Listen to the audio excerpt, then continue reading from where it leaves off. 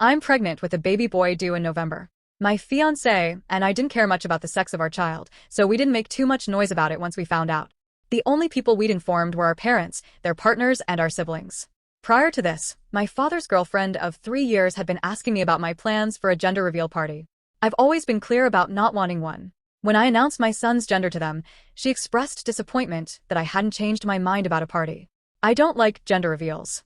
Never have, never will. I prefer baby showers, which I think feel more about the actual child. I never tried to hide that opinion either. Days later, my father's girlfriend invited me over for tea at their apartment. My dad was out of town.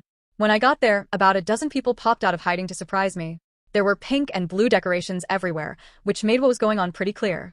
As I stood there in shock, my father's girlfriend excitedly told me they were throwing me a surprise gender reveal party. Since I'd already told her, she had taken it upon herself to order a cake with colorful frosting, decorate the apartment, and invite a bunch of people over.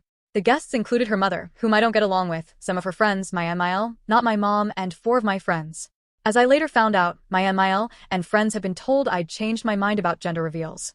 I had not. Still in the doorway, I looked over at everyone and said, "It's a boy. You guys can go home now."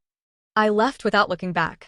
Hours later, my father called me furious that I'd ruined the party. He said his girlfriend had put a lot of effort, money, and love into planning it, and I should have shown respect and gratitude for it.